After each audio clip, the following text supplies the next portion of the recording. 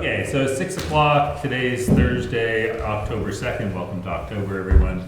And I call to order the regular select board meeting. First thing is set adjust agenda. Does anybody have anything to remove from the agenda? I actually have something to add. What do you Add have? an item number 6 to discuss the retaining wall project and authorizing payment of Pay App 1 for $25,000 for CCS constructors for their performance bond so that we can keep them engaged. My pen's not writing. I We'll motion talk about that to, when we get there, so. But I add the item 6 as described. Second. Any discussion? All in favor of amending the agenda like that, please say aye. Aye. Aye. Anyone opposed? Motion carries, so we'll roll with that agenda addition. Next is communication from the audience. Anybody here to communicate anything that's not on the agenda that we're gonna hit as we go through? Okay, very nice to have an audience. Thank you all for coming.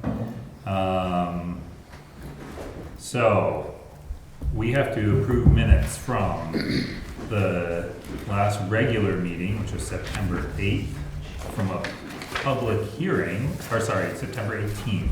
Public hearing also on September 18th. And we have minutes from a special select board joint meeting with HED commissioners on September 25th. I motion to approve the regular select board meeting minutes, September 18th, the public hearing minutes of September 18th, and the special joint board meeting with HED commissioners of September 25th. I second. Anybody have any comments or? Yes, Yeah, can you okay. add an E to the name on the September 18th minutes? For the On regular? On Hale, Danny Hale has an E, needs an E. Instead of Danny Howell. yeah. Danny Howell. Okay, got it. Wow, good catch. I didn't see that.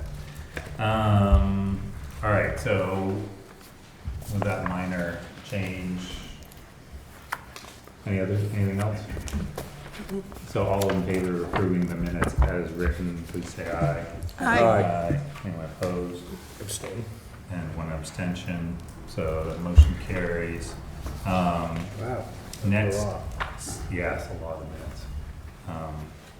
Road foreman report. Tom Fadden, tell us about how dry it is. Well, it's too dang dry. Yeah. This chloride ain't working with beans, but we've been almost double playing. We'd go back after we get done grading and chloride, of course, then the next day we'd go check it and we'd have to do another dose of chloride. So the last few days we've been trying to hit roads that we know that are in the shade to help out a little bit. So we've been hitting those. Ditch work has been completed on Bunker Hill, from the glass house down through, because that was pretty well filled in after the storms and stuff that we had. So that was redone. They're up on Marsh Road right now, redoing a section up through there, same thing from the storms and stuff. They were all filled in, so we're redoing that road. Replaced a couple culverts. We had 3 days there where we were down at a place on Wilkie Street, down at Amir's place there, getting that ready for demolition for next week, because the state wouldn't do it unless we get it cleaned out. So, Okay. so we spent 3 days down there cleaning it out. Me and Mike did. So that's all ready to go and stuff. We traced out the water and sewer lines for them because they wanted that done. Did the banners. Met with the people doing the boring for downtown for on 9 South Main Street today. Oh, yeah. They haven't done that yet? No, that's supposed to happen next Tuesday, as of right now. Okay. Is that gonna disrupt anybody downtown? It may for a little bit. From this morning conversation, the boring will not happen out in front of the buildings because there's not enough room for the separation between the water, electrical and stuff like that.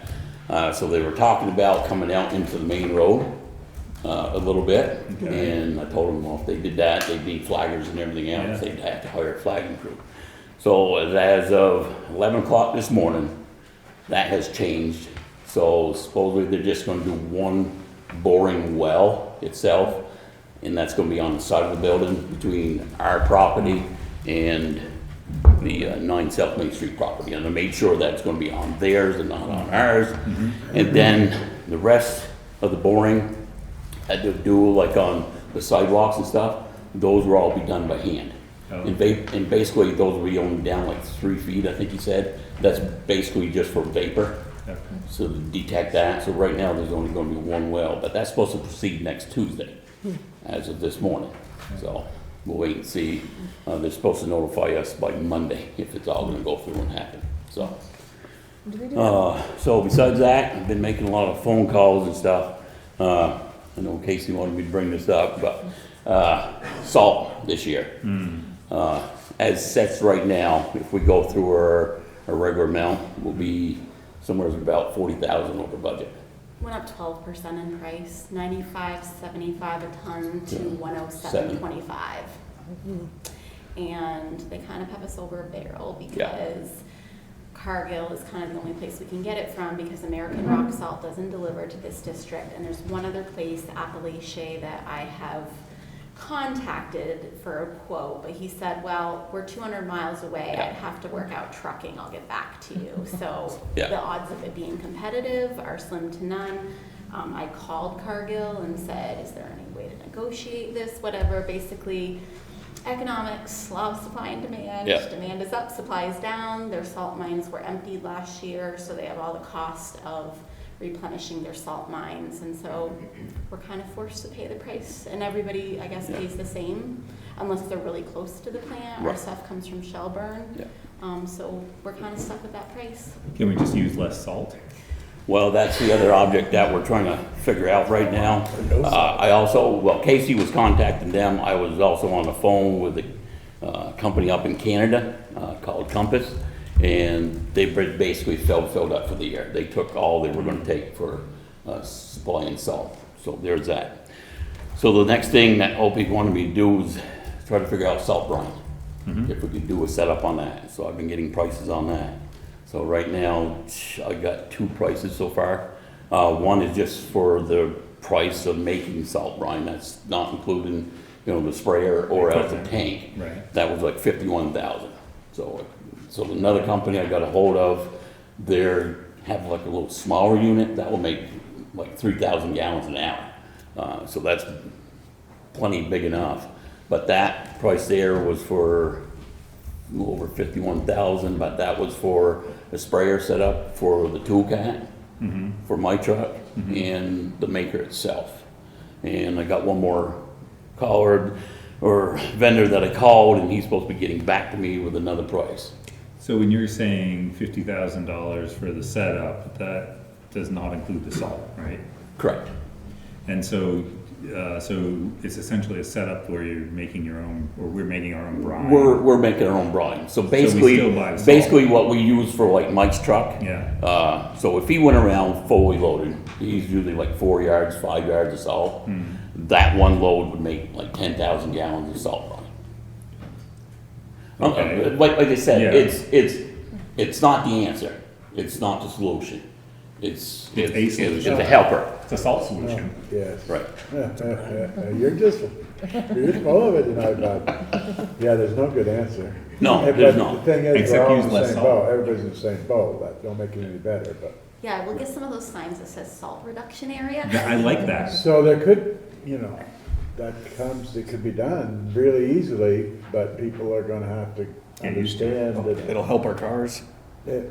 Well, I mean, it is what it is. We got a choice. You gotta do something, right? Yeah. You gotta do something. Either gonna pay more, use less, Yeah. and it doesn't matter if we switch to different, salt brine is something that I think we should use more because it's still gonna be expensive and it's gonna be supply and demand. How many people are gonna be switching this year and all that, everything involved in that whole process, the demand's gonna be up, supply's gonna be down, so it's not gonna be the economical answer, so Yeah. So. it's either, Unless you can it's either use- pay the price or use less salt is the. But does choices. brine help you use less salt? Brine would in some applications. Some weather situations. It will help you if you put it down before, you got some Okay. snow coming. It's not gonna help you out at all for like the heavy storms, Yeah. the really wet snowstorms. It's not gonna help out at all because it would just And dissipate. sure as heck is Yeah. not gonna help out anybody's vehicle. Well, I mean, we That's drive even around worse. in a salt brine all winter. Right, but a lot of people, but if you don't leave Hardwick, you're not driving in any salt run right now, and there's people that don't, you know what I'm saying? I'm saying, that's not a. No, but it that's not a becomes, what I'm reason. saying is it becomes a brine anyway on the road. Yeah, Correct. that's true. Yeah, Right. Yes. Well, it sounds like you're doing the right thing, Tom, and maybe, I mean, we're coming up on budget season, if we can kind of come up, look at some options. we're already in the Yeah, budget. we're No, already no, in no, the- I yeah. understand that, Oh, you mean for but it's not next gonna year? change for Next next winter? year either. Yeah, Right? we'll It's not gonna have go to- down. yeah. Never goes It's down. not, it's gonna increase again. So we can deal with this year, but then for next year, we can Yeah. think about, It's not gonna I go down. told the guy, because the last couple of years, it's increased like 50, 75 cents a ton, and I said to him, it's like, would have been a lot easier on us if you had just been increasing 2 or 3% a year instead of wham 12%, just like that. He's like, oh. Why He didn't was, really have an explanation for why me, was but- last year that bad of a year? Yeah, oh yeah, we went Well, 15, it- 20,000 over last For- year. But I mean, it must have been for everyone if it depleted the. Well, the Yes. problem is with most of our storms, Danny, it's either dusting Yeah. or it's 1 to 2 inches. You know, it's every single Yeah, yeah, yeah. day. No, no, I remember And that. so you're out, I mean, we had some days. I that we were blocked it out, salting. but I remember Yeah, Yeah, we were out salting 3 times in that one day. You know, because, you know, all of a sudden get everything bared up and then next thing you know, get another snow squall come through. Then you gotta go out and hit everything again. Yeah. Yeah. So, do you need anything from us tonight, or this is No, just no, this an is update? just, We'll this is just continue. update Heads up info that and what we're trying to do Be and prepared. where we're going, so. Yeah, Yeah, if we use the whole 1,200 tons that we, like, is our sort of quota with them, it's be like almost 40,000 over what we budgeted, okay, so. yeah, we'll have to, Yeah, So and that's I'd like if to we, and that's speak if to God Salt. forbid we have to go over that. Correct. Because then yeah, it's gonna be buying salt and marks at Right. market price, you know, it'll be There's gotta good. be a little public buy-in though about like that the roads can't always be bare. right. Yeah, that's gonna be a Like, we gotta tough one watch to out for sell. Tice, obviously, but, yeah, I mean, it's just gonna, otherwise we're spending $150,000 a year on salt, so Yeah, I guess we, that's crazy. yeah. Food for thought. Yes. All right, any other questions for Tom? Thank you. Yep.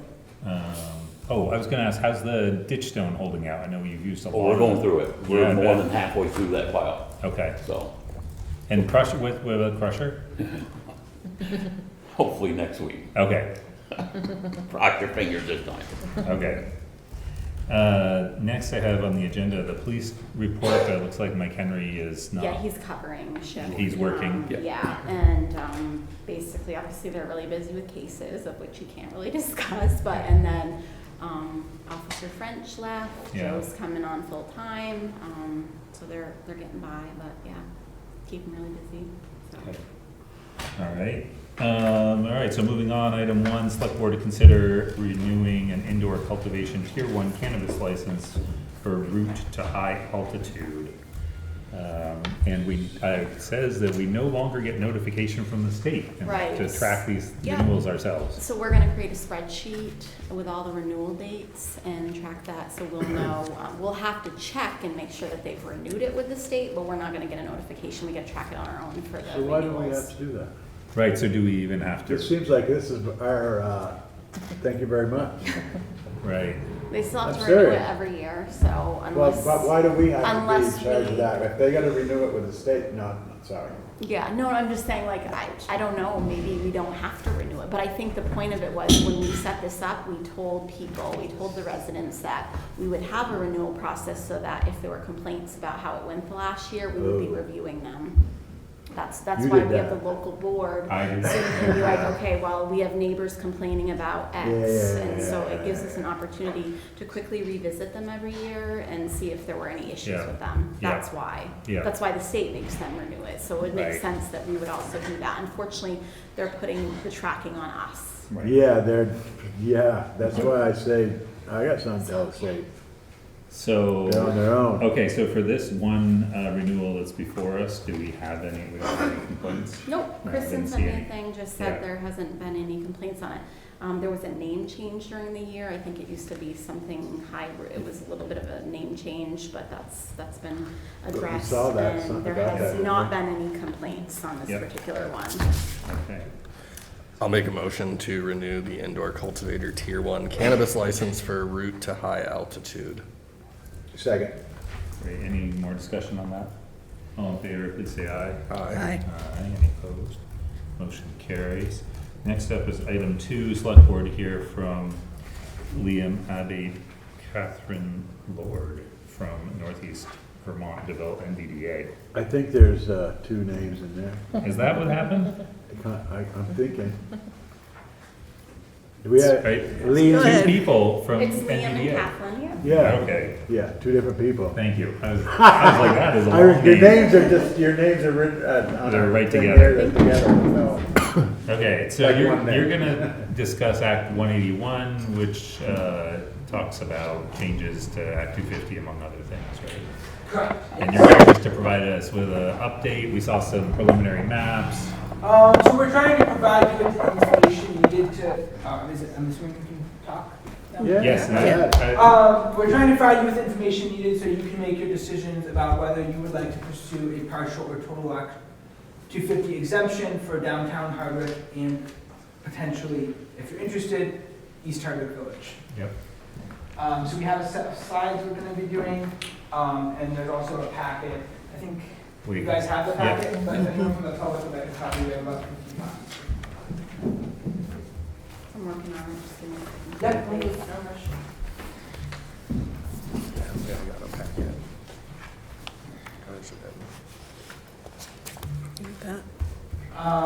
We're gonna first go over Tier 1A, which is a total exemption of Act 250, and then we'll go over Tier 1B afterwards, which is a partial exemption.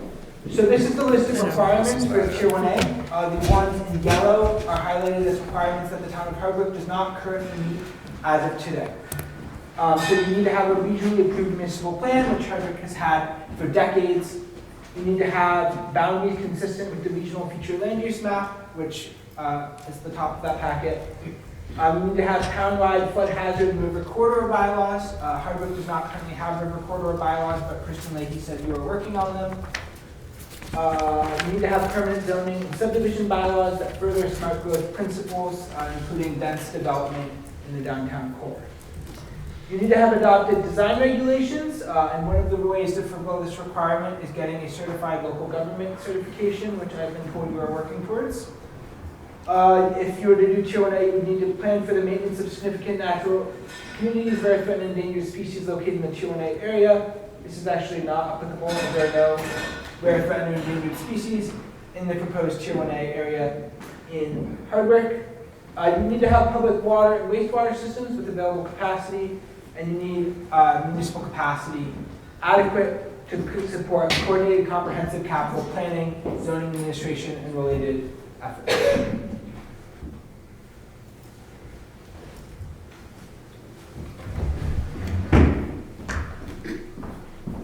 So it reads a little as if you're getting exempt from Act 250 as long as you take over similar regulatory procedures in-house in the municipality. That is the gist of it, yes. Yes, you only can get an Act 250 exemption if you have robust municipal planning and zoning. Especially the total Act 250 exemption. The partial exemption has less stringent requirements.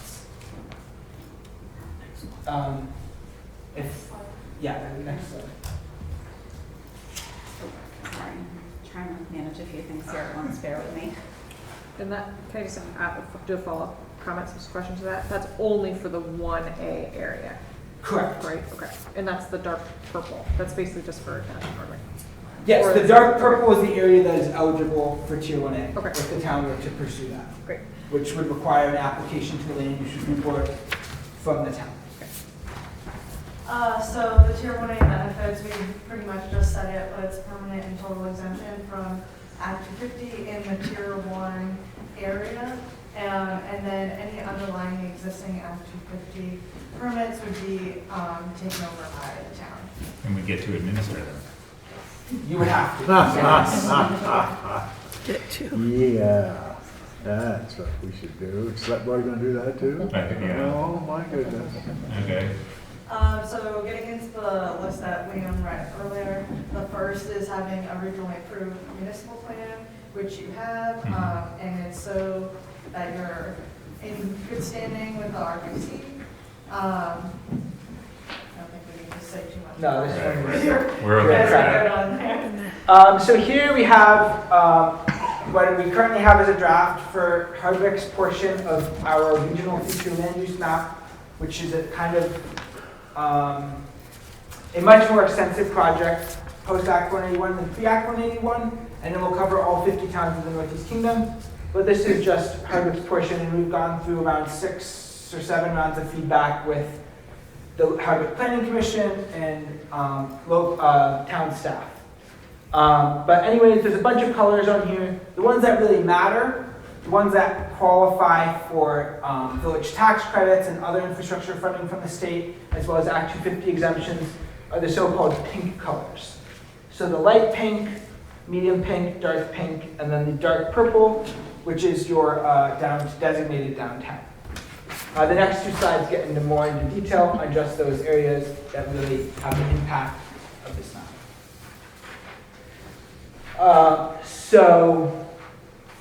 You currently have your downtown center in Hardwick proper, and then this is blocking part of it, but there's a village center in East Hardwick. So those are retained, and then we're proposing to add state-recognized neighborhoods around them in areas that are suitable for development. So these areas are either developed already or fairly flat.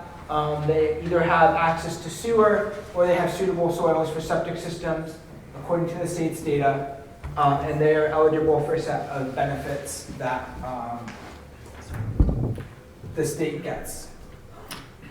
It's the previous map.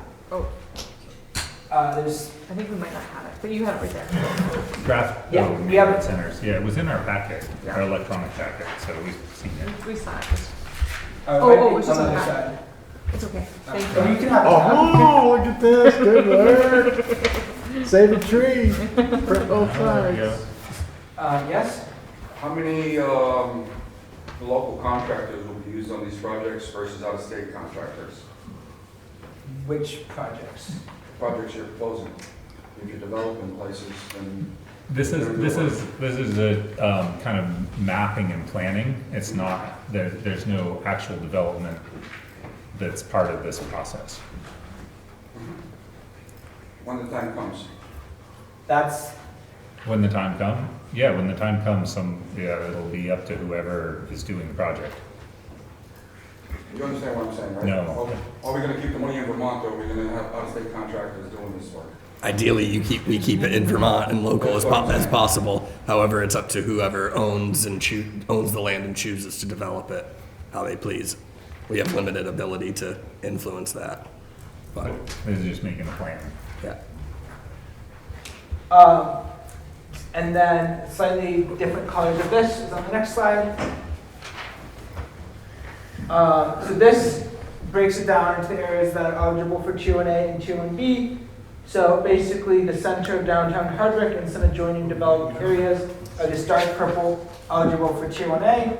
And then some of the outlying areas that don't currently have sidewalks or other infrastructure necessary for Tier 1A are Tier 1B eligible, as well as the center part of East Hardwick. So these maps are still in draft version, it looks like. Yes, so we have gotten input from the town, and you're welcome to submit more input if you'd like, but that's optional.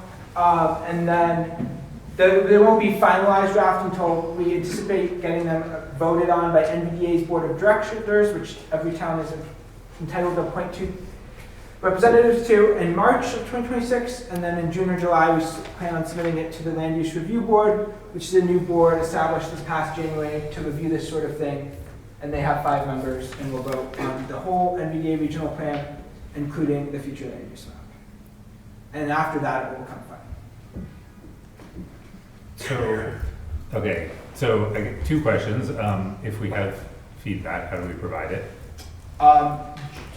You can email me, and I can Okay. give you my email, or Casey Okay. has it. All right. And then my other question is, so when we're looking at these maps, the key thing that we should be focusing on is the or the tier 1A and 1B eligibility.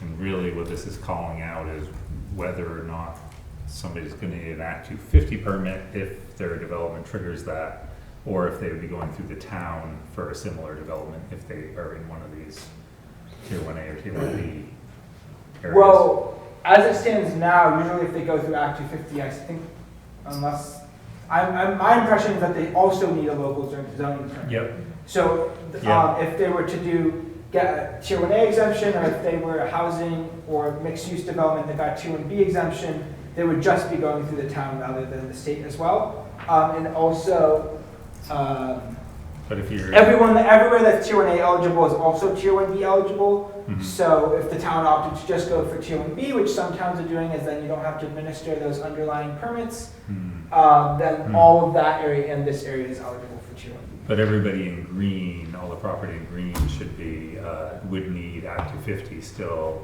if it was a development that triggered Act 250. Is that what I'm looking If at? you mean this color, which I see is more of yellow, then yes, Oh, that yeah. area is not eligible for any exemption, as the exemptions only apply to centers of development in their immediate Right. surroundings. I wonder if, oh, sorry. No. So I'm way not concerned with the maps at all. Okay, It's the process and where that's gonna take us. That's critical. The maps are maps.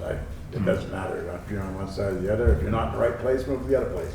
Maps don't matter. It's who's gonna administer this? Is the zoning board now gonna be, everything's gonna be taken to a new level, because when Act 250 goes away, I guarantee you, any type of exemption of Act 250 that I've been involved in, and again, something I did for 2 decades, any option, any other plan had more sort of accountability and more criteria and more work, really. And, you know, is our volunteer zoning board going to be the people that deal with these massive infrastructure projects in a village where you want high-density housing? So, Right. Danny, I want to put up 50 units on my 11 acres in the village.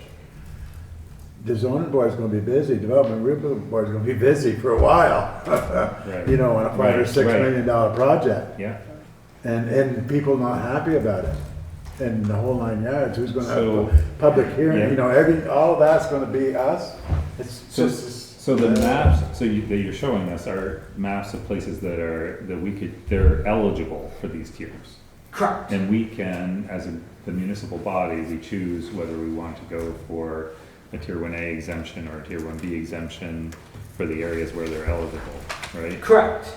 Yeah, so this is what we've determined. Or, right, I mean, this is what we The Yeah, but I maximum- don't want, yeah, but I'm saying I don't care about the map. I don't want tier 1 or tier B. I don't want the town to have to be responsible for these massive. Well, I feel like I need to understand it better because it sounds like tier 1B is a lower threshold I that don't, you have to the monitor. tier 1B would not really introduce any new administrative burdens for the town. It's just expected that the existing administrative burdens that the town does with its zoning and its planning are enough to replace Act 250, especially because, well, some people think Act 250 is unnecessary. So if you want more development in your downtown, tier 1B could be a way to help do that. Without incurring as much extra overhead, administrative overhead, as tier 1. Yeah. But my point, simple point, Yeah?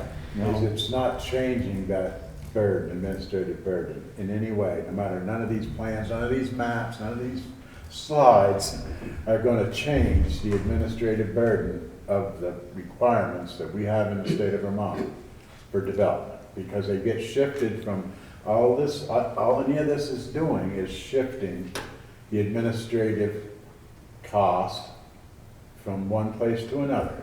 It's all it's doing, it's not, Just like the cannabis control board. yeah, just like cannabis, you know, we're living it. people were living in. So that's my point. I was just wondering, just because Tracy's been working on this with Kristen and she's Why on, did you? I if- wondered that. if Tracy could just talk a little bit about, I'm sure that's, Tracy, do you have any comments on that? There she is. Sorry, no, you're on the computer. I'm sorry. So the question is, to what extent this affects the administrative burden on like town government? Is that what the question is? Because I will say that I've been struggling to keep up with the Act 181 changes, and I just, when I think I understand it, I read something that confuses me again. So I honestly don't know that I can speak to that with any confidence at this point, except to say that I think it's true that Act Tier 1B would be less, would require less of the town, but there are also theoretically fewer benefits from that. I would also like to clarify that it is not expected that the town The Tier 1A. replicate the What tier. would be what benefits accrue to a community that opts to go to that? The benefits are that the developer, if they're developing something, they don't have to go through the Act 250 process, which can cost them a lot of money and slow a project down. But if you have an Act 250 exemption, it's not that the Act 250 process with its 10 or 11 criteria has to be done by the town, it's that it doesn't have to be done at all. Except, I think 2 of the criteria, stormwater and wetlands, still apply. The state still does that part, is my understanding. All right, okay. So we're interrupting you a lot. Do you want, and I know you have more slides. It's good. If you guys are asking questions, that means you're engaged. I mean, unless you have a strict timeline, I'm okay with your questions. Okay, but I guess what I'm saying is, carry on. Okay. So next is having town-wide flood hazard and river corridor bylaws. So you already have flood hazard bylaws, but you need to adopt river corridor bylaws. And so on the first map we showed, you can see where those river corridors are. I made that word up. River corridors are. Do you want to add? So on that first map with the million different colors, actually I think it's 9 different colors, but the green area is called rural conservation, and it includes wetlands and river corridors and flood hazard areas and some habitat blocks. But the linear areas, like right here, those are river corridors as delineated by the state, and it's where the state considers that a river is likely to wiggle and move over time. Mhm. The state So- will also be releasing their own river corridor bylaws that apply to development in these river corridors at some point in 2027. Nice.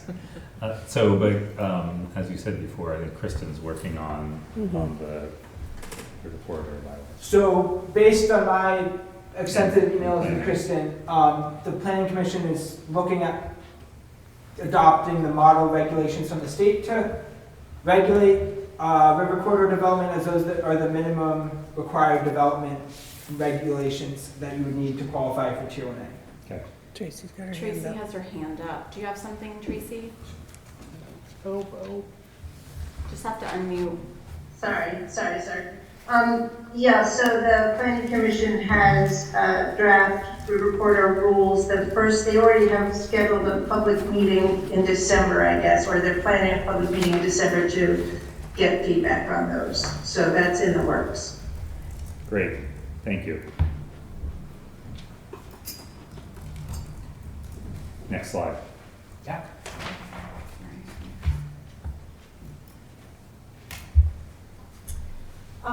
So this requirement is to have permanent zoning and subdivision bylaws to further smart growth principles, which you already have. And the smart growth principles are things like anchoring around historic settlement, promoting different forms of transportation, supporting a diversity of businesses and housing to support the community. Great.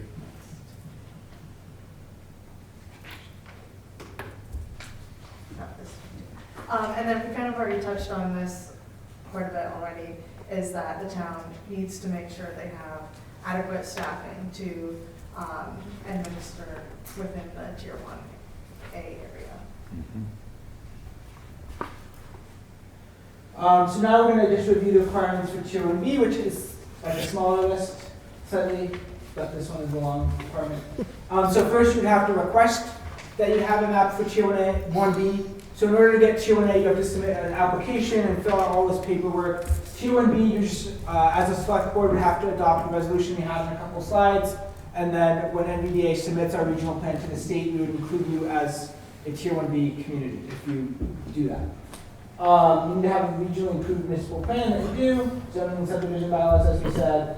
And then the Tier 1B area has to exclude flood hazard areas and fluvial erosion areas. Fluvial erosion area is the same thing as a river corridor, except if it's containing pre-existing development in areas suitable for infill development, or if the town has adopted town-wide flood hazard or river corridor bylaws that regulate those areas. Tier 1B town needs to have water supply, wastewater infrastructure, or soils that can accommodate a community system for compact housing development in the area proposed for Tier 1B. And then you need to have municipal staff, officials, and contracted capacity adequate to support development review and zoning administration in the Tier 1B area. Can I ask a really quick question? Sure. So Tier 1A, there's an application window of January to July 2026. You just mentioned that's for the application for 1A, but for Tier 1B, you just mentioned that there's not an application, but is there a timing requirement for deciding? I don't, the Tier 1A application has not been released and the timeline is unclear. I don't think it will be available in January. I think it might be available mid next year. Okay. They're still working out the kinks. Tier 1B, it's like if you want to have Tier 1B as soon as possible, you would need to have a municipal resolution adopted before NVDA submits our plan to the LURB, so that we can include it in our maps and in our list of towns that are getting Tier 1B, which is a very short list, as most of the Northeast Kingdom does not meet all these criteria. But so ideally by like March of 2026, you would adopt that resolution if you wanted to be on that initial list of Tier 1B towns. Otherwise, I think there's a process for adopting Tier 1B later after we've already gone through our whole regional plan review process, which is its own can of worms. So if the town decided something we wanted to do for essentially next year, we would need to get that to NVDA by March, roughly. Yes. Okay, thank you. Okay. Next slide. So the benefits of Tier 1B are that it's available sooner than Tier 1A. So Tier 1A probably will be available sometime in 2027. Tier 1B should be available in mid-2026 as soon as NVDA's regional plan is approved by the Land Use Review Board. And that there's no permit or permit amendments required within a Tier 1B area for 50 units or fewer of housing or a mixed unit development that's on 10 acres or less. And then any existing Act 250 permits in that area remain there and the state continues to administer them. Whereas, as I think I've explained, in a Tier 1A area, the existing permits remain, but the town has to continue making sure that the landowners meet the requirements of the permit. So, at the risk of exposing my ignorance of Act 250 details, I thought that currently in the town of Hardwick, if your development was less than 10 acres, you already don't trigger Act 250. Is that incorrect? That is mostly correct. It will trigger Act 250 if you subdivide a parcel of land a certain amount of time in 5 years. I don't know if it's 8 or 10 times, but that will also trigger Act 250. But you are correct that in a lot of towns in the northern Vermont, it's a 1 acre town, so one of the triggers of Act 250 is if you disturb 1 acre of dirt, but because Hardwick has subdivision bylaws, you have a 10 acre town, so it's 10 acres of earth that are disturbed, or the subdivision, that I don't remember the exact number off the top of my head. So that's essentially But do those things stay? the same thing that we're doing now. So that's what this is the town is taking on, because we have the bylaws, we get to go to 10 acres, okay? So we have But we're already town at 10 acres. Now, currently, but that's gonna go away with 181, right? No, that would not go Stay the away. same? So yes, that would stay the same if you did not seek tier 1B, Yeah, or tier 1A. So we just stay the way we are, If you did not take any municipal action, yes. yeah. huh. Okay. All right, Sorry. No, that's a good point. Yeah, it's an important point because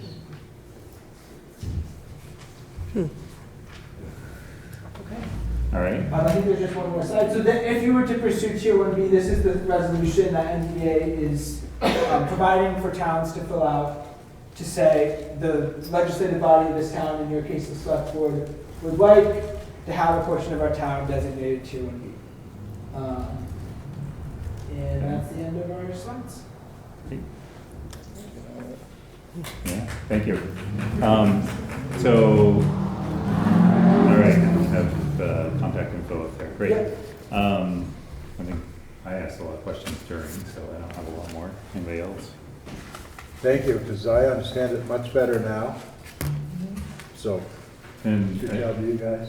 I think I need to keep following it and reading it So- and understanding it more. My position, to just be clear, is I'm not against us being either, as long as we understand We need to understand it, what and is what's our best. choice, and what are we Right, getting? because- Because we already have a 10-acre town, Right. so is there any benefit to I adopting mean, the there's a Tier huge 1B? benefit to developers not to have to deal with that 250. Sure, That doesn't mean it's a huge benefit to the town, taxpayers of town of Hardwick to take the burden of oversight. Because I guarantee you, and again, for 2 decades, we thought about recreational exemptions from Mhm. Act 250, so I kind of know a little bit about it. Mhm. There's no such thing as an exemption. It's just a transfer of requirements and responsibilities. It's not like all the criteria of Act 250 will be looked at because the public is used to looking at that same criteria. So they're going to demand that criteria to be looked at of the board or whatever the powers in the town, no different than they would the Act 250 board. You're gonna be having the same discussions, the same arguments, the same concerns. All of it's gonna be the same. The only thing that's gonna be different. It sounds like though, if it's already in place in the town, in our bylaws, It's- in our permits, Yeah, but- then that's, all then right. the state's just removing it. I mean, I agree that we need further You're discussion, saying that understanding. they would ask for you to still look at, for the town to still look at the permits, who is they? People, the people, You You're need- talking about the the people. So when there's a What else project, do you do? Danny Hale's gonna build 55 units on 143 Macville Road. 45. Low income, bad project, stacking them up, putting them in. And somebody's gonna decide about that. And it's either an Act 250 process or a local zoning bylaw process. The public input is still gonna be there, the concerns are gonna be there, and the decisions are gonna have to be made exactly the same. So, But it's in a different arena, so I don't have a problem with it. I'd much rather personally have the decision made in this room. However, I understand that there is going to be a burden and cost associated with Yeah. taking on that but I think task. there would be anyway, right? I think now, No, as I understand it's now, would the town would also have to go through all of that, and the state would, whereas if we get this exemption, then just the town would. So we would have to do it anyway. I think it'd be valuable as a next step to, because we have time, and it sounds like I think it'd be a great question or a conversation to have at town meeting, because nothing is due before town meeting. But I think it would be helpful to know what the administrative plan is for 1A or 1B, so we can see what that is, what the roles are. So what's the select board doing, what's DRB doing, what's the town doing, and then what's the estimated time and cost. And Kristen should be able to help us with that, because she's the one who does currently everything in terms of zoning. So if we get some estimates on these new maps and the areas without asking for too much of an administrative burden, I think we've gotten as much information as we can from NVDA, which is great. Now we just need to talk as a town about what it actually would look like. So Tracy has her hand up. Go ahead, Tracy. So I think the place where I'm getting hung up and others be getting hung up, but we don't necessarily have to get the answer tonight, but I'm still unclear about how this changes anything in relation to Act 250 and the area of our town that is already subject to zoning. Because as far as I understand, where we have zoning, Act 250 is already not something that is activated, but that there are properties that had to get Act 250 permits prior to our having zoning, and that those are still triggered when those properties want to do something. So I thought I read somewhere that does not go away. Those pre-existing Act 250 permits do not go away as a result of our becoming Tier 1A or Tier 1B, that will still be a thing. Happens next. So I guess I'm still a little bit unclear how this changes that our relationship with the Act 250 process within the areas that, where we already have zoning. That's my outstanding question, and again, I don't necessarily have to have an answer tonight, but it's where I keep getting tripped up. So right now, if there's a property that has Act 250, you have to go through that process and your zoning process. The whole town is subject to zoning, the whole town is subject to Act 250. Correct. So if you're Tier 1A, you're exempt from Act 250, you no longer have to go through that process, but you'd still go through your town zoning process.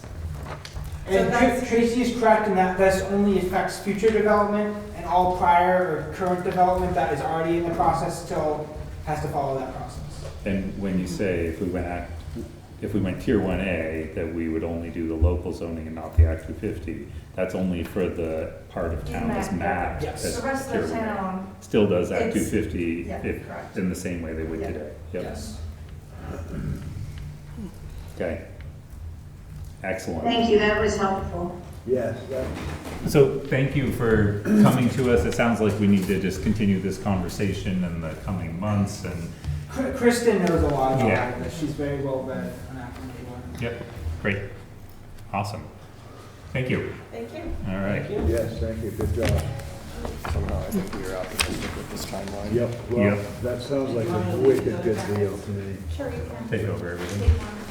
I'm all. We're gonna have to Exemption. I dive just- into it. I want to make sure that we're capable of making the Totally. really strong decisions that are going to have to be made, and I'm not confident.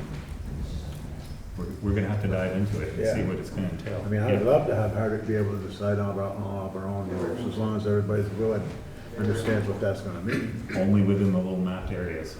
It's a pretty big area, Hardwick. Yeah, but it's not the green area. No, that's, but what I'm saying, Yeah. yeah, well, that's right, that's woods. Danny lives in that area. No, I live right on the skirt and Right over here. I'm ready. All right, I'm gonna move us on to item 3, select board here from the Hardwick Conservation Commission with an update about the proposed new town forest. And we know we have something, Rachel, are you Yes. the person who's designated to provide the update? Well, I'm here in Hannah Redmond from Trust for Public Land and Paul Sillo from Northern River Land Trust. As questions come up, well, thanks for the invite, and the process is inching forward. It took about 2 months to get the letter of intent signed with the owners. So the important thing about that was that it took the property off the open market. So there's a little bit more breathing space now. But it was only after that that an appraiser could be sought, and it's apparently quite difficult to find appraisers that have time. So that's the next step. That's, I believe, is Hannah's done some, outreach to some folks there.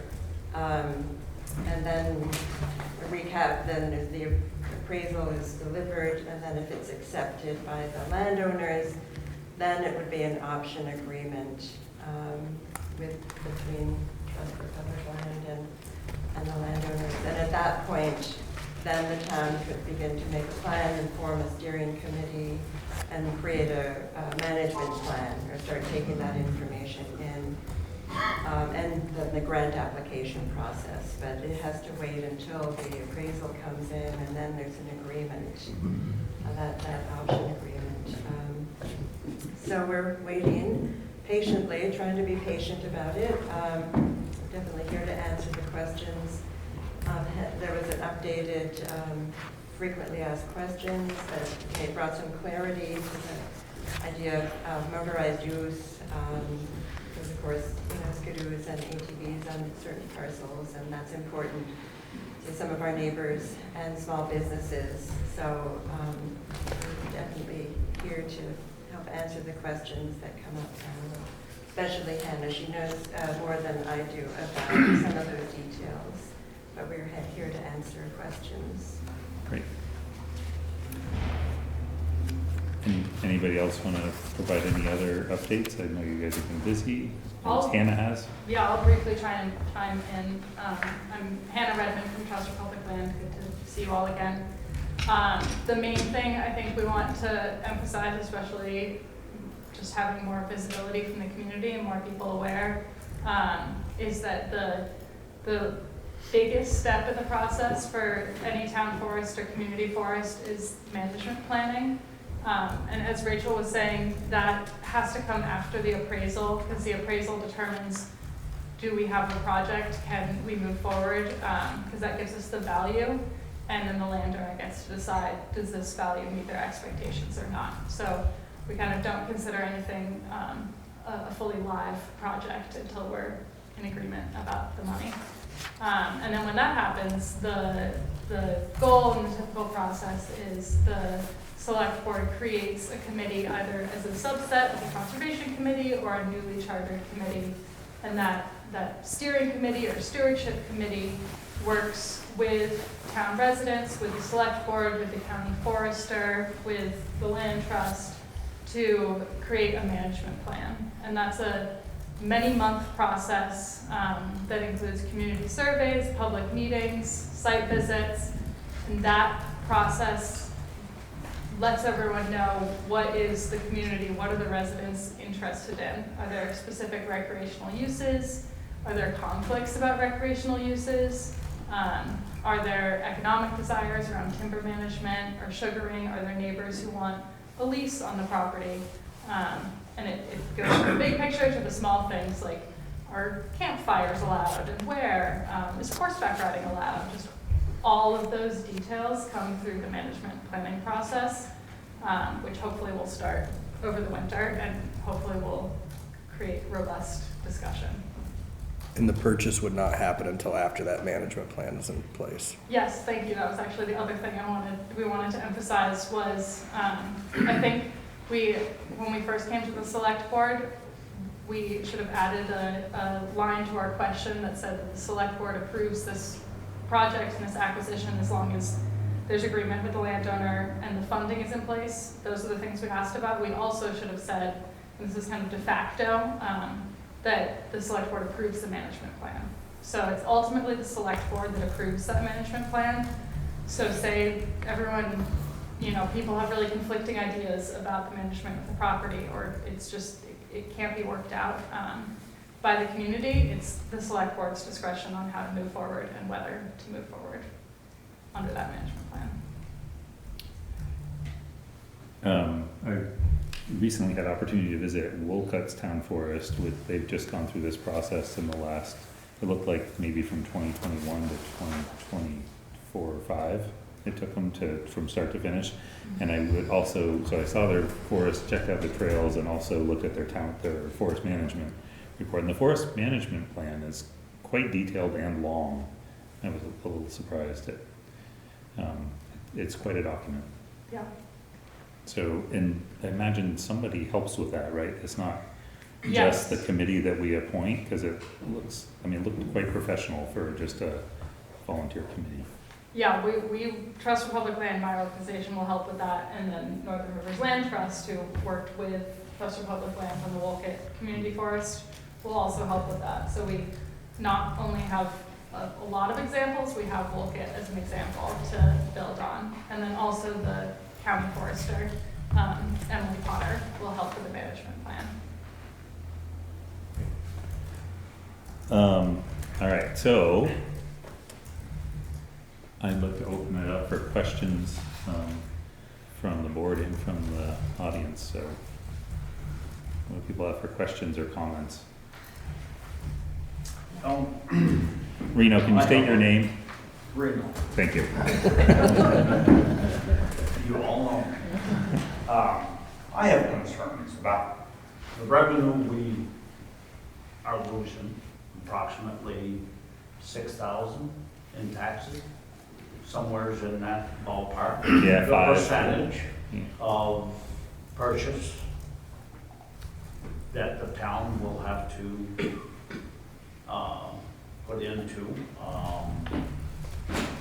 the cost relevant to developing the trail systems and whatever is proposed for. What can be done to recap some of those expenses? We already have how many miles of back roads, trails up here on taxed property that actually works and people have access to? Do we really need a whole lot more town forest and walking trails or hiking trails to protect what? If it were developed, would they cut all the trees? Buffalo Mountain would still be there and have a potential for a lot more revenue if we had taxable property on for the village of Hardwick, that our taxes are somewheres up here, quite high. We have a lot of people on fixed incomes that are suffering from high taxation. And that's a concern that I have. I hear you. It's a concern I have too. Thank you. Does anybody want to respond to Reno's concerns, or should we move on? Well, I just wanted to mention one thing that we've been talking about at other meetings, is a local option tax. This is different from this project, but I think one of the things that this states is, more recreation means more tourism in Hardwick. And we've been talking about, well, how do Hardwick taxpayers benefit from that tourism other than just the businesses in town? And so something we've been talking about is a local option tax, which would help. So that's something that I'm thinking about. And then again, it's separate from this, but in my mind, more recreation, more visitors, we should be getting something back from that. And so we've just been talking about a local option tax as a way that's separate from this conversation, but to kind of talk a little bit about bringing people into town and how we can benefit from that. I have another question. Will this go up for a public vote?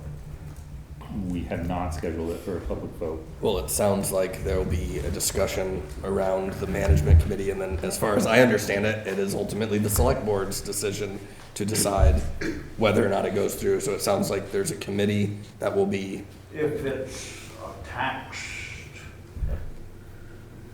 aspect of and a public property, should it not go to the public? I agree with you that the public should be informed and participating in that process. And it sounds like through the management plan or the committee that is appointed, decided upon, there will be that. I'm happy to talk about it at town meeting as well. But I guess as far as as I understand it, through the Trust for Public Land, these things, it ultimately gets kicked back to the select board to make the final decision. I'm not necessarily saying I agree with, and this isn't me. I didn't plan that in a way. This is coming from the trust. That doesn't mean that we're gonna I hear you, Reno, and taking that into, and I'm concerned about those concerns too. But I'm just clarifying the kind of the process of it. It sounds like, and again, correct me if I'm wrong. So because that's. Could we ask Hannah about other towns and what they've done for that? Because you have the most experience I with think it. you just did. What have other towns done? Yeah, they're often, I think it's town by town. Some towns have certain regulations already where certain things need to go to town meeting to a vote of a town versus select board having authority. And most towns usually go with wherever their existing authorities lie, whether this is the kind of project that needs to go to town meeting or to the select board. I think it's also at the discretion of the select board, if So- you feel you need a more formalized public vote. The one, not caveat, but comment I would add to that is it's a big investment of money and time to get to the point of having a plan, having a management plan. So the more certainty that there is sooner that, the town will be willing or not willing to take things on is helpful for management planning and people investing their time, but also for funders. Most of the funding is gonna come from public grant cycles and private donors, and if there's certainty that a project is gonna move forward, they're gonna be more likely to support. So in the back, can you state your name? Ashton. So, what you had said is, yes, it's the select board's decision, which the select board, if they're a responsible body, can open it up to public comment before a management plan is even decided, to say, does the town have the appetite for this? We just had a big increase in our assessments, and we have higher taxes now than we had before.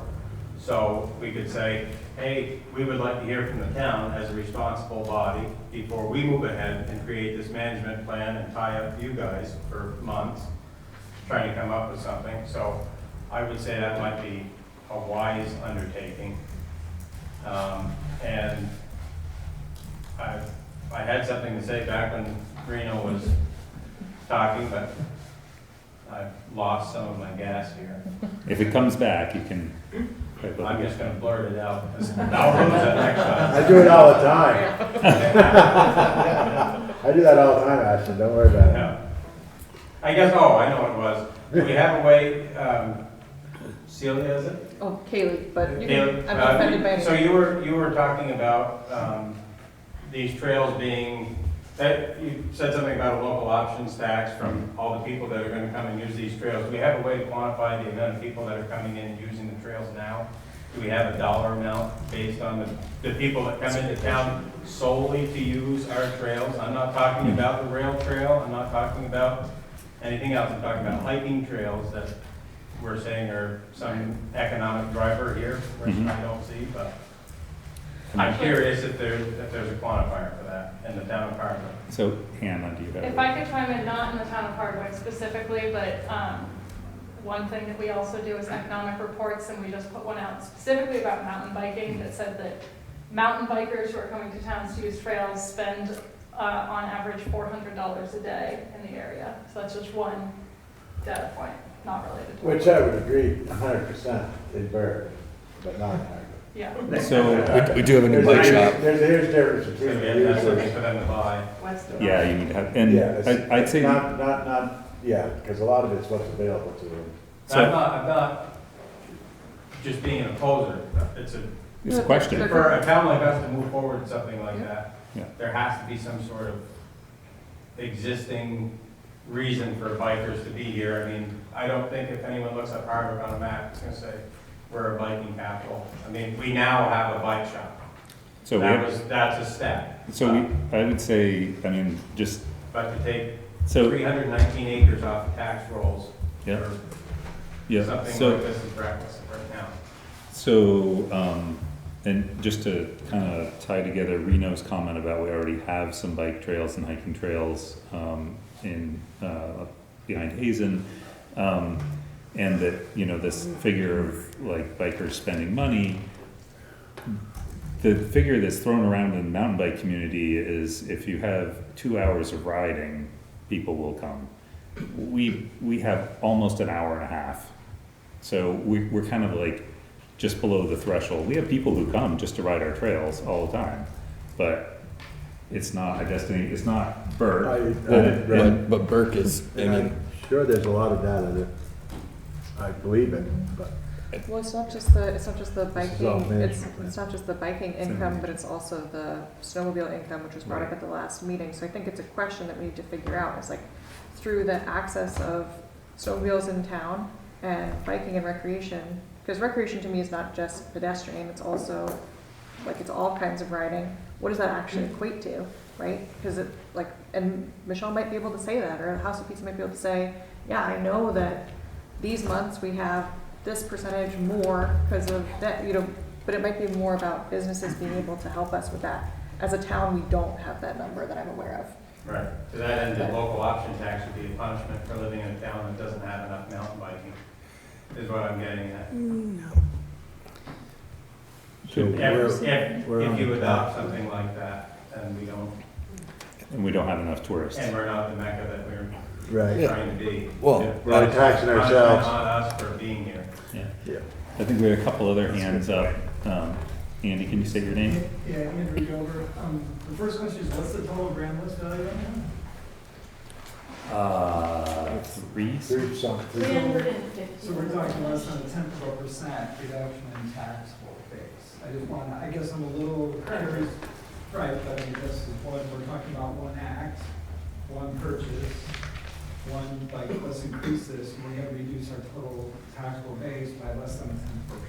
So it's not even. Yeah, but we're reducing our opportunity for future tax base forever and ever and ever and ever. Right. But And not only that, just the availability for developable land. Right, but you also, we just had a whole review of a whole load of maps of all sorts of development opportunities, so you have to make the argument that this is also gonna be some paramount marginal reduction in your total development capabilities. And I guess I'm curious why that concern is paramount, and I just wanted to thank Kaylee for bringing up that there also seems to be a trend here to like, make this, it's only one kind of recreation versus another, or it's like only one kind of thing versus another, where it's just, to me, a great opportunity. This is a very, very unique opportunity. There's plenty of examples in Vermont.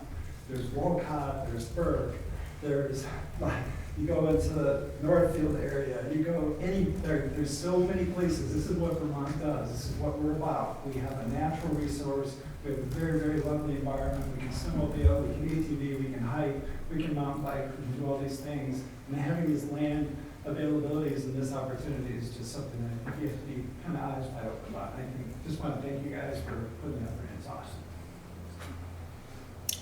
Sue, can you say your name? Sue Reber. Obviously, I was here last meeting, I had concerns and questions, and I appreciate everyone, looking into that and amending, the proposed thing. But I do have a lot of concerns, and it starts kind of with that factor. Yes, I understand this is a unique opportunity, but as to what Reno said, the timing. The timing is really hard to swallow with, I'll speak on myself, my tax bill just went up over $2,000 in the matter of a couple months. Maybe that's not a lot to you, but as a family of 4, that's a lot to me. I have the ability at my age to get another job. I don't want to, but I might have to be able to live here. And what I don't like in the revised page 6, under how will this acquisition affect your property taxes? Nearby property owners will benefit from higher property values when they sell their homes, and the town will benefit from the increased tax base over time. Nobody comes to this town and sets roots up. The Groschen family didn't come here in 1916 to sell their home. I don't want to have to sell my home to be able to afford to live in Vermont. We've got to start taking these things in consideration when we keep taking, yes, this is one person, but we've already taken 5 others off the tax roll. We've got to start looking at what are we going to supplement? How are we going to make this sustainable for people that already live here? Because saying, well, somebody else can afford it is not what this town is about. It's not. You're pushing people that have been here for centuries. How long has your family been in there?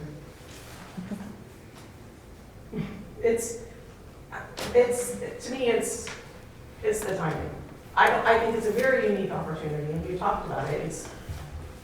But when is enough, and when do we focus on maybe trying to attract a pharmacy to come back into town, or all the vacant buildings on Main Street? Right. When do we get more businesses to come and stuff? Why aren't we focusing on that? Why are we, and no offense to the work you guys do, I just don't know that this is the right time or place. So I think I feel I hear you on all these things. I don't feel like we only have to focus on one thing at a time, that we can actually, we have enough town government that we can focus, like we have, we have lots of ongoing projects. There are lots of different phases of development, I think we should do all those things. I think we should get a pharmacy to come back. I think we should fill the empty storefronts. I think, we should move the fire department out of the flood, and we should, rebuild the pedestrian bridge and. But is our time not better spent implementing those things now and getting our community back up to thriving? Then, Danny and I are both in the industry of trails, and you look at New Hampshire as an example, they charge very little for their trail memberships for ETDers to go over there. And in turn, they had no money to manage the trails, and the whole system failed. Yes, it's great, and there's expenses to having trails and maintaining them. And if we're not gonna recoup all of that money, then what is it for? We're going in the hole more. There's a lot of things I think you guys aren't looking at that needs to have the public input of everybody, people for it, people against it, as a community. And that's why I was frustrated that you voted to proceed with this process without public input. So now we're and these guys' time is tied up, and I don't think there's as many people that you think that want it, that think it's a great idea right now. I think there's a lot of aspects there that can and need to be addressed, right? I mean, this is something of the public sector, getting in a Walgreens or filling our main street, that's private sector. That's trying to attract people here to set up business, set up shop and do that. I'd see very little. We can make it more attractive for them. I don't know necessarily how. Maybe one of that way is putting a mountain bike trail for more tourists and things. I'm not even saying I agree with that, because I'm also concerned about taxes. And then, that was a statewide reassessment program that raised our taxes. And I agree with you. We want to make not only Hardwick, but Vermont affordable for people to stay here, people who have been here, people who want to raise families here, want to be here. I totally understand that. I think we need to be talking about where we're spending our money as a town, why our school budget's so high, where are we doing in our at the state level as well. So there's a lot of moving parts and overlapping things here that, our hands are a bit tied in, I think, as a town. I agree that we need public input, and I guess from my perspective, I don't necessarily see the harm in having that discussion. I'm happy to give time and to hear from people who are for or against or whatever. And I'm happy to vote on it as a town. Maybe we do it at town meeting. I'm cool with that. And to have someone do a presentation who's passionate about it, and we vote at town meeting. I don't know how much interest there is in it. I hear some for, I hear some against, and I've heard both, outside of these meetings. So I'm not going to definitively say. I personally am conflicted on it. So, and I would want to make sure that it serves the taxpayer. I want to make sure that it serves the businesses that are in town and serves especially the people who are most affected by it. Responsibility.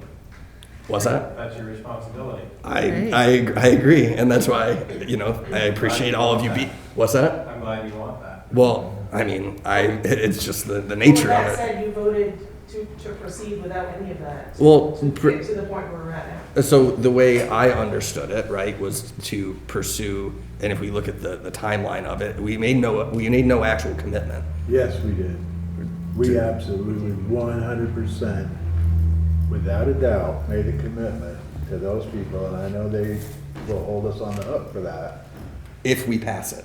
No, if they fund it, if we purchase it, we will accept it, was what you guys voted on. And then my understanding, especially with clarification and reading through all this, I hear that, and that's an area where I was confused. But that, say we go through this whole management plan, say we get to town meeting, and people go, I don't want this. Nope. And then, absolutely. but then the sale won't go through. It needs a management plan before the sale goes through. Right, but if the sale doesn't go through, then our obligation is off. We need to figure this out then, because. Correct me if I'm wrong in my understanding. You're correct. That, if Paul, the town doesn't want to do it, it doesn't happen. Paul, can you state your name? Paul Silo, that Northern Rivers Land Trust. So that totally is not what went down. So the way I understood it as from our select board, that yes, if we have that commitment to it, that we would do the management plan, we would commit a certain amount of funding to it if it went through. If they went through the process and did that. I mean, you may have heard it differently. I didn't hear it different. I But, lived it but, different. but that only comes into effect after the entire process is done. No, that was the whole reason I was upset and the whole reason I voted no. Can we? You guys, can we- there's absolutely, I am like ready to get up and walk out the door Don't do right that, now. Danny. If you guys think that you're gonna weasel out of that vote, because God bless me, That's, I don't- you people Don't you people. said, you guys did it. Yes, but but Can that's, can we, I'm sorry, but this is not helping anybody. Danny, I think we should just hear from Paul and Hannah, who are the ones who actually are, All right. have the paperwork on this. Because we can talk about what we did or didn't do to the end of time. But could you just clarify? what we're on the Yeah, hook with? so the reason we came to you on July 10th with that request. With what request? With the request to say that you would accept the property. If you funded it. If the funding and if, in other words, if we were able to get the owner to agree to a price, and we were able to raise the money. Yeah. And I think as Hannah said tonight, and if there's a management plan in place, because the third piece of this is that Northern Rivers Land Trust, the Vermont Housing Conservation Board, and the Select Board have to agree on an easement, essentially, on what the rules are for the property. And if that doesn't happen, if there's not an agreement on that, the deal doesn't happen. So, but the thing is, the Trust for Public Land and Northern Rivers are putting time into this right now. And so what we wanted, and the reason we asked for that July 10th decision by the board, is essentially an intent. In other words, are we looking at, is there enough interest so that we should continue to do the work moving forward? We recognize that it may not be successful. I mean, ultimately, if the community doesn't want it, it's not going to happen. And it shouldn't. and we wouldn't put up any money if the sale didn't go through. That's right. So can I just, thank you, Paul. So just in terms of timeline, just so I understand, what you said at the very beginning of the meeting, Hannah, you said that right now there's a goal of getting, first an appraisal has to happen, which hasn't happened yet, and then, which who knows exactly when that's going to happen. So there's a lot of behind the scenes work that has to happen. The timing of the steering committee is that the select board appoints a steering committee. How is that up to us to like advertise that, or to get, I'm just wondering if it makes sense to start the steering committee process earlier, because it seems like there's a lot of people with different ideas and like a lot of interest in it, or do we start with more of a conversation about it? I feel like town meeting is a little bit late to decide, because that's many months of your organizations trying to keep moving this forward, and if the town ultimately decides not to do it, as you were saying, that's months of time. So I'm just wondering how we can start to get input constructively sooner rather than town meeting. I think kind of the fair way to do it is at town meeting, personally, but So, I think if we were gonna punt it to town meeting, we should have done it instead of voting on July 10th. Because we already kicked off the process. And I think, and that's just my feeling, but, And I don't think an appraiser's gonna do it for free, like there is gonna be money attached, so why would they go through that process if you don't know what the interest is? Right? I mean, they're not volunteering their time to appraise it, are they? No, they're not, and to be clear, the town will not be out any money. If I this is not understand, moved but forward. you would Yeah. be. We would be, and we often are, on projects, because the appraisal is what tells us if the landowner wants to move forward. Most of the time, we've got a good read on it, and we move forward, but sometimes the appraisal doesn't meet their Are you guys paying expectations. for the appraisal? We are.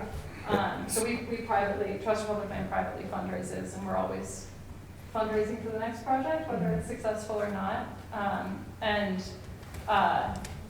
The timing on the appraisal, so we had an agreement with Ken and Chris and Margaret Davis at the very end of August, and of course, the Postal Service took that letter and kept it for 2 weeks.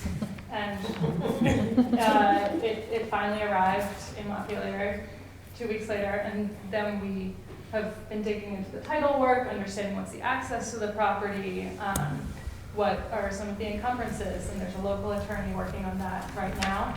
We need a lot of those details for the appraisal, because if there's access, off a road or not off a road, that affects development.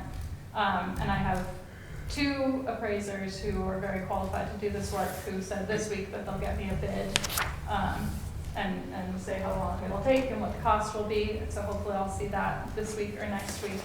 And then that'll say the timing, but often that's 2 to 3 months for a turnaround on the appraisal. And I think people are very engaged now. We often don't want a steering committee set up until there's an appraisal, partially because it's a lot of pressure to place on a landowner to say, like, we're all ready, and then they say, no, this value doesn't meet my expectations, and that can just create an unneighborly feeling. So, I mean, if I could just propose, something here in the sense that if the appraisal is going to take 2 to 3 months, is what I just heard, a town meeting's 5 months away. At that point, after the appraisal is when you would develop the steering committee. The town does not actually have to put any money down at all until the purchase actually happens, correct? Correct me if I'm wrong on my understanding of this. And that is until 2027. And so that I personally do not see anything wrong with going through, it's no sweat off of our back as a taxpayer to have you guys go through, do that assessment, these things. If there's a steering committee, someone who's passionate about it from the town or whatever wants to develop a presentation, other people who are adamantly opposed can also develop a presentation or talk about it at town meeting, and we say, do we want to go forward with this? And by that time, we're not even a quarter of the way through the entire process. I think that seems reasonable timeline-wise. But again, if anybody else has any opposition to that or a better way forward that appeals to everybody, because I recognize there's differing viewpoints and desires here. So, if everybody wants to be heard and vote on it, I'm for doing that process. Is that fair to the property owners currently, because they're taking it off the market? And that's their decision with the trust. That's none of our business. It is, though, because we voted to accept it if it happened. Fair, okay. I'm just saying, if we're gonna keep dragging our feet, meanwhile, they're taking it off the market, and Well, I see it, so that appraisal I think comes. they think it's happening, so that's why they agreed to. I think then they should understand the process very well too and should be a part of this discussion. Maybe that property owner could be at a select board meeting where we're discussing this. Because in my understanding, say that appraisal comes back, I don't know how much they were asking for it on the private market, but say it comes back $100,000, $200,000 less than that or whatever, they're gonna go, screw this, I'm gonna try my hand at the private market. And then it would just be dead in the water, right at the, before, just as the appraisal came back. So it's, and again, my understanding is he could be participating in this conversation and likely has had conversations with you guys and ideally understands the process and the timeline. And if he doesn't, then he needs to be more informed about his own property ownership and what he wants to do with that. No, I think that's accurate. The issue becomes, once the appraisal, assuming the appraisal comes back and the Davis family says this looks good, we approve it, then we enter into an option agreement that gives, in writing, Trust for Public Land the option to purchase the property at that value, assuming we can get all the funding together and get the management plan approved. The management plan is required for the funding, so That takes months, probably. Yes, that takes months, year and a half. So they know they're tying the property in for some time. Yeah. They do. The issue becomes if they enter into that option thinking that the town is willing to take this on, if the management plan comes together and the funding comes together, and then town meeting changes that direction. So, but the key thing there is if the management plan comes together. So if the management plan, if the committee comes together, creates a suitable management plan that the town agrees upon, then yes. We're likely going to happen the 3 months between when the appraisal is possibly done I mean, well, and town meeting. I mean, from my understanding of the timeline, also looking at the, like the Woolkit one, you know, that took 3 to 4 years, right? 2021 to 2024, or 25 even, so Some of that again. was the trail bill. And then we're looking at 2 to 3 months for an appraisal that already is putting us to Christmas. You know, we're only a few months then to town meeting. You know, again, some eager beaver go-getter can write up a presentation and then says, yeah, okay, we'll vote on it. If it's dead in the water at town meeting, it's dead, and no harm, no foul. If we approve it as a town, that committee can then proceed with the 6 months that it takes to write the management plan or whatever it is, because it's looking like summer at very least for that, the timeline I saw. So, you know, that's kind of where I'm at with it, and still what I recommend. Yeah, I guess I just don't know how does a voter vote on it, not knowing what it's gonna be used for and what the projected costs will be long term? That's the unfortunate part about the process. here. That's a good question. That's a valid concern. Inform well enough, in enough time for people to decide. And that's where then I would encourage, concerned citizens too, like yourself, to present and talk about making it what we want it to be as a town, right? Like that's part of if you want, I would encourage you to be on the management committee. I just like the whole thing is Steering rushed committee. at that point. Steering committee, yeah. What's that? Say that again. I I'm just sorry. feel like it's rushed at that point, like.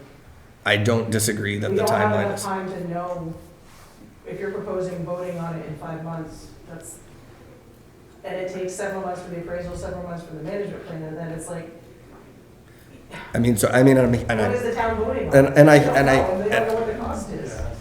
And I'm trying to find somewhere in the middle, whereas I'm hearing that's too long, that we should go quicker than that from some I people. agree, I think we should have a town vote, do we continue? Why waste everyone's time and tie up time and money? I see town meeting as a practical way to do that, as opposed to having people call a town meeting and then some people can come, some people can't, some people don't know why that's happening. Whereas town meeting, it's an agenda item and someone can prepare. But that's just, again, I'm just one guy. What are your guys', what are your thoughts? I mean, I think- you do this more often than. Yeah. Do you normally have this kind of conversation at this stage of the process? I wish Jack was here to speak more to Woolkit specifically, but I think, It's at different stages. Yeah. And whether there's a town, as Hannah mentioned earlier, whether there's a town vote at all is one question. And if there's a town vote, when it comes in the process, varies from community to community. So there's no formula per se, except that, as we said back in July, that there are 3 things that need to come together. There needs to be a willing seller, there needs to be funding for to purchase the property, and the select board, or the town, in this case, the select board, needs to accept the property if we're successful in getting all the pieces in place. So that's essentially the plan, and then how it plays out varies from community to community. But the basic steps of that initial decision about would the town be willing to accept it if all the pieces come together, kicks off the appraisal that then leads to a discussion with the owner about a sale price and see if we can reach agreement about it. If that fails, if you can't reach a number that the owners are willing to sell it at, then that's over at that point. If we can, that's when the fundraising begins, and really the public part of the process begins, because we now have a real project that could happen. Right. If So the owner said no, then it's over. The public part of the process is the public engagement part of the process, where- where there are public meetings that are posted that people attend, A and it townwide all gets survey, talked about yes. with all the Typically done details. Before the vote happens to accept? No, I think the public part of the process is more about the management plan. Right. So Decisions already made. there's a question of who gets to decide to accept the project, and that's usually just based on the town regulations, and it's often the select board gets to decide whether they buy or sell land. And then in the case of town and community forest, just the ethos of the thing is that the community has input into what the land becomes. So I feel like there's two questions about, does the land become a town forest at all, and then what does that look like? In some town forests, they're all about timber, they're for the local paper mill. Some town forests are all about the elementary school and an outdoor classroom. Some are about hiking, biking, whatever it is. And so the like public, resident, individual input usually comes in the management planning process, and the governance input comes on the side of just, is this something that makes sense with our budget? So we would have two factors by town meeting. We would have land for sale, we'd have a possible funding source, and we would at least know what the town contribution would be if the sellers like the appraisal that comes through. Because there's a 5% town contribution to the purchase of it? There's no specific dollar amount. External funders want to see something that's substantial. So what we did in Wolcott wound up being about 3%, and I think that's about what we proposed. I think we agreed to 20,000. I think that was proposed, I don't think we agreed to it. Okay. If you look at the minutes. Right. Proposed but not agreed to. Sure, but that's okay. Yeah, it's more that the town contribution, which by the way can be the town, the taxpayers and or donors from the community, or a combination of the two. But something that evidences commitment and interest on the part of the community that is represented in a financial contribution. So that as TPL and Northern Rivers are applying for funding, that there's some evidence that there is community interest. And I would add, I was certainly planning to pick up the idea of creating a conservation fund that would be able to accept donations for this or possibly other jobs. And that could be also be able to write grants to create trails or to do work on the property as well. Maintaining, or just Yeah, the and initial, making trails, but, and maintaining them, or just? well, I guess that would be a big, Whenever we do these projects as part of the overall budget, we put in a line item for management endowment fund. So we would fundraise as part of the original fundraising goal, and I think we have that in at $20,000. It's a standard just for upkeep. A lot of town forests bring in more revenue than it takes to maintain them because of timber or sugaring. That's a question of what people want and what's possible on the property. And then also, you know, we're talking about trails, but that's just something we're all thinking about. That has to be the management plan of the community that wants trails, so that's a consideration. If trails are going to be built and need to be maintained, how many, what can the town keep up with, what will external partners keep up with, and then what grant funding can we get for the management? To build buildings.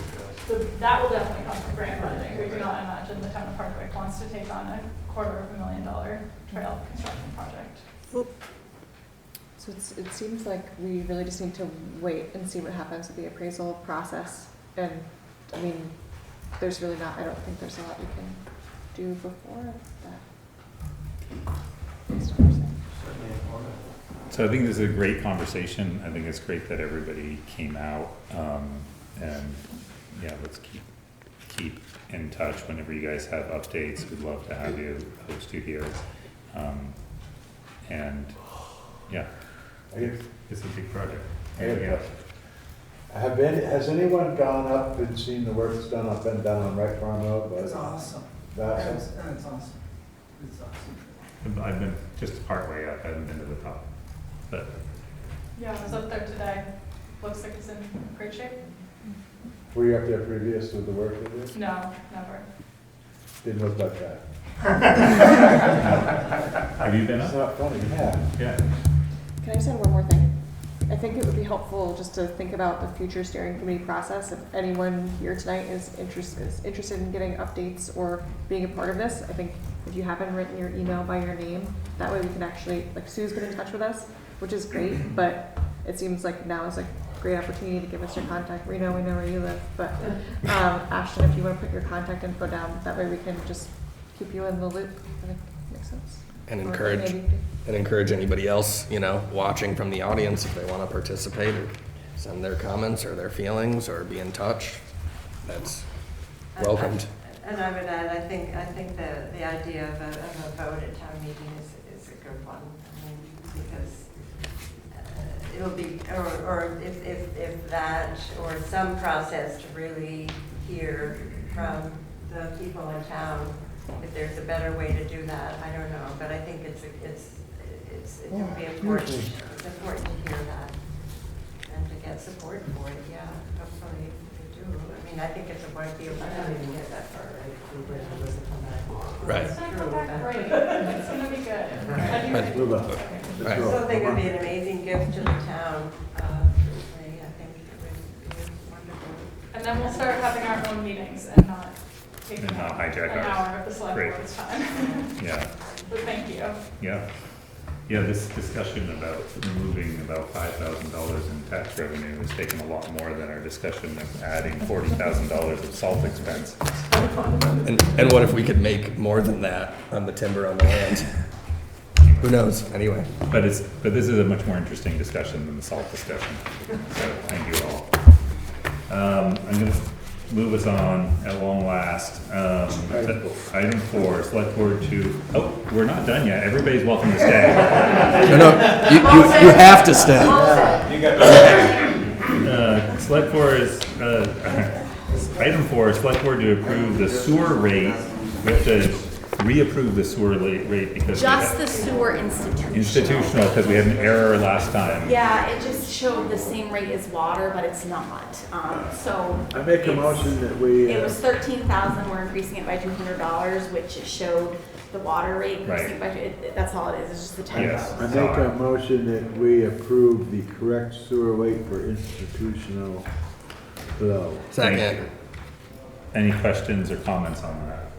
All in favor, please say aye. Aye. Opposed? Good job. Motion Sorry carried. about that. Thank you for catching it. Yeah. I didn't catch that. Actually, Tanya caught it when Ooh. she's like, oh, these are the same. I'm like, oh, yeah, no. So, Good, yeah. thank you, I'm Tanya. catching that, so, yeah. All right, so item 5, Casey's got a Q1 budget update.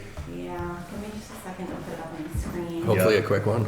Yeah, it's. Well, she's got the highlights for us. Yeah, Oh, it's it's good. highlights. It Okay. does look It's good. good, I'll Very pay good. journey.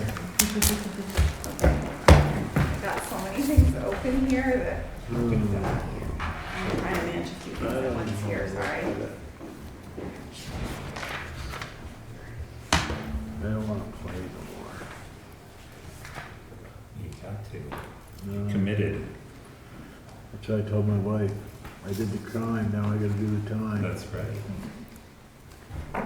Won't make that mistake again. Mike, you too?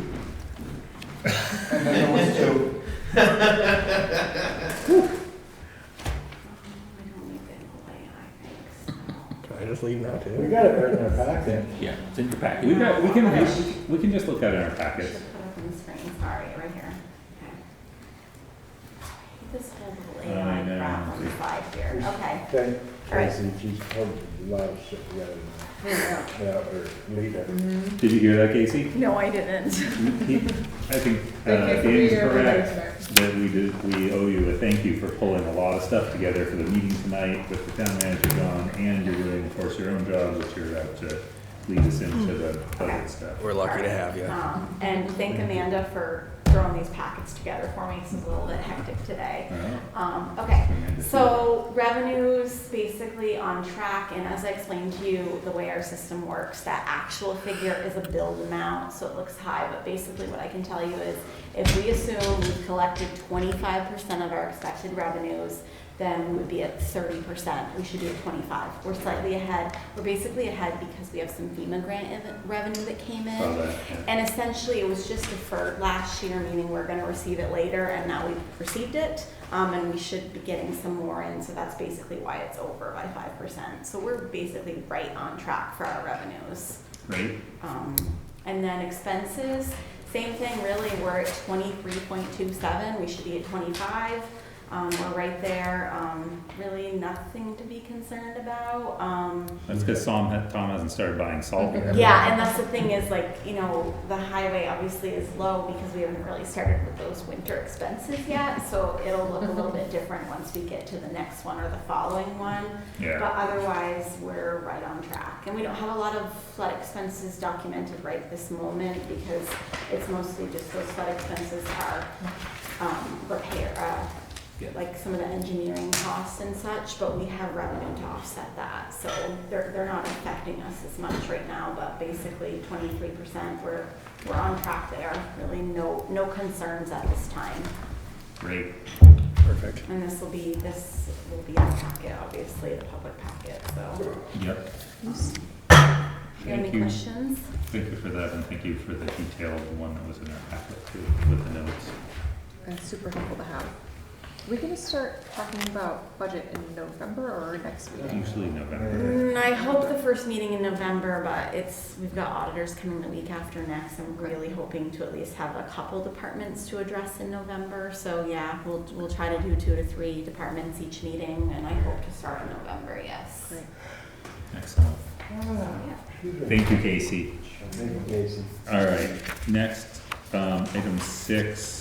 All I got written down with my broken pen was something about the CCS contract. for the Performance pedestrian bond bridge. for the retaining wall. Yes. Approving the performance bond for the retaining wall. That's work. what it is? Yeah. Okay. Okay. Oh, so it's not for She's the gonna bridge, tell it's for us. the wall part. Okay. Yeah, it's for the So wall. obviously we've got the bridge and we've got the wall. Yeah. The government is shut down. We can't really do anything Yeah. with the bridge. We're waiting for a pre-construction meeting and a notice to proceed. However, the So- retaining wall, go ahead. Notice proceed is still from USDA, who we For were the waiting for bridge. last Yeah. 2 reports, last 2 stuff. Okay, carry on. Huh. Yes, so the retaining wall is a FEMA project. CCS is starting to get a little bit, concerned about lining up subcontractors and the timing. Oh, they are. Yeah. Oh, So really? they've already purchased their performance bond, and now they're just basically waiting. So because that's FEMA, we can move forward with that. However, what I will say is, it's a large project with FEMA. The way that works is construction and engineering cost, we can submit to the state as we spend that money and get 75% of the federal reimbursement as the project goes. However, the performance bond, we wouldn't get until the end. So in order to, basically reassure them, Opie and I talked about this, we'd like to pay them the $25,000. They've submitted a payout for that, just for the retaining wall, to keep them engaged and know that we are moving forward with this. It's just we've got some barriers that we're trying to deal with, and that way they can, they can have that reimbursement, but we have to sit on that for now. We have enough cash flow to sit on it for a while, because basically we have to sit on it until the end, because it's not one of those engineering or construction costs that we can get reimbursed for along the way. Got it. So I'd like to get authorization to pay that for them so that we can Yeah. So moved. know that we're serious. So moved. Second. Okay, so there's a motion and second discussion. Just a really quick question. So that 25,000 would come from our cap. Where would that come from? It doesn't. It doesn't really.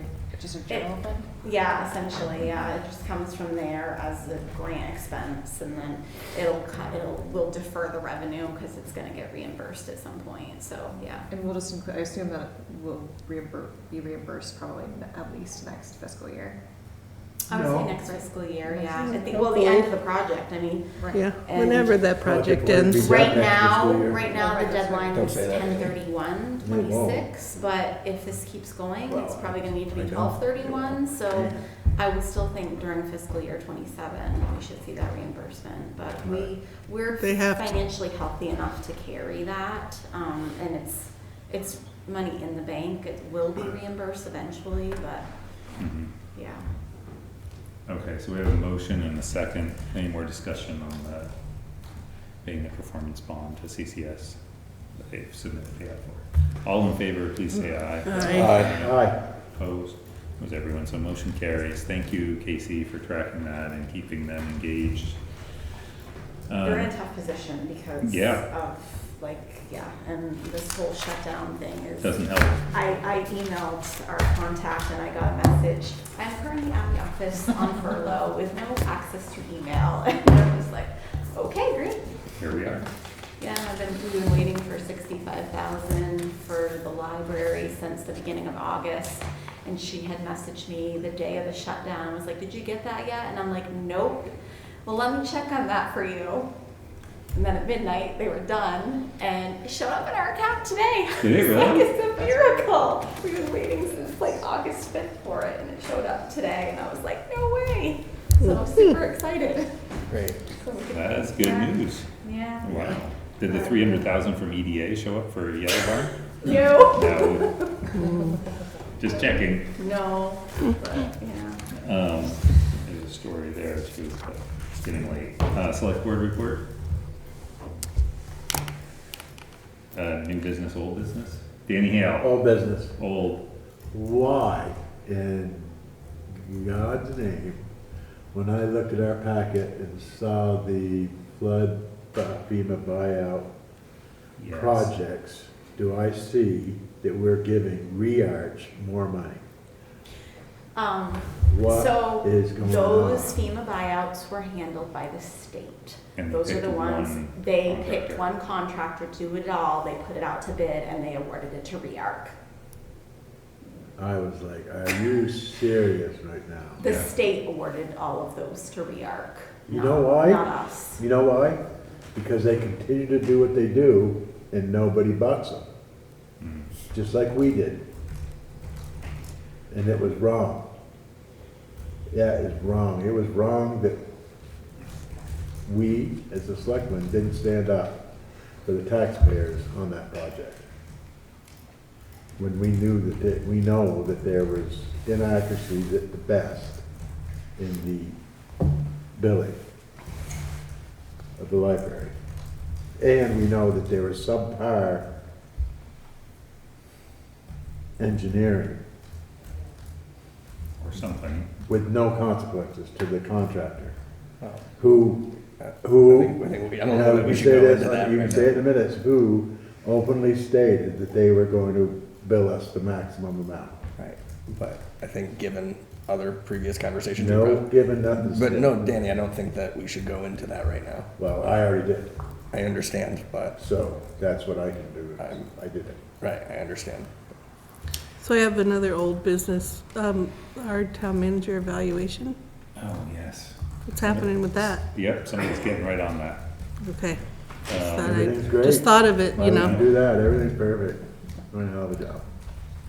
Well, but still. I'm sure does you he- let him know. He has a I've contract tried, and I've asked all for it, I these, asked these for it in steps June. still are supposed to be Or taken. before. Okay, March. Yeah. all right. So before the next meeting, we'll be moving on that. How's that? Just reminding. Yes, thank you.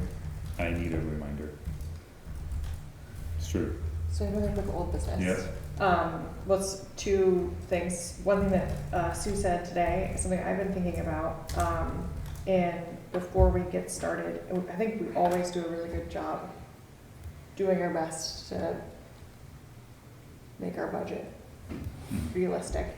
I think that it would be helpful for some, it would be helpful to just remind departments, I don't know if it's us or Opie or whoever, that we are going to need to be as tight as possible, I think, with some of the increases that we're seeing. And like,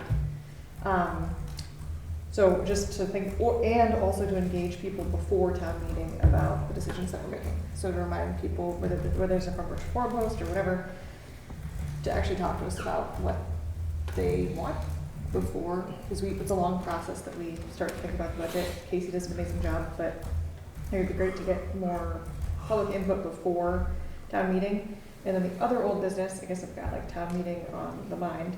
I've been thinking about how we haven't yet decided who we're going to feature in the town report, but I've been thinking about how there have been a lot of people, this happens every year, but there have been a lot of people passing away this year that I've noticed who have had a lot of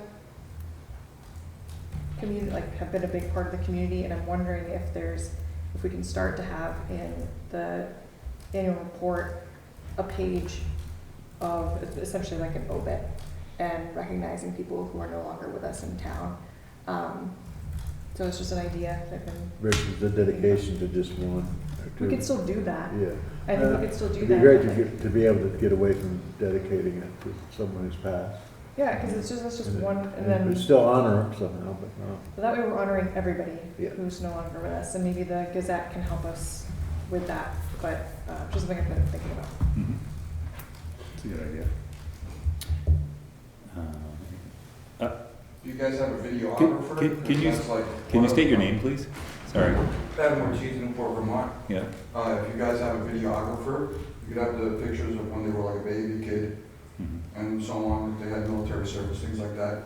And then like have it on the screen, and then this person, this person, this person. Yeah. Thanks. Anything else from the board? All right, let's adjourn. Thank you all.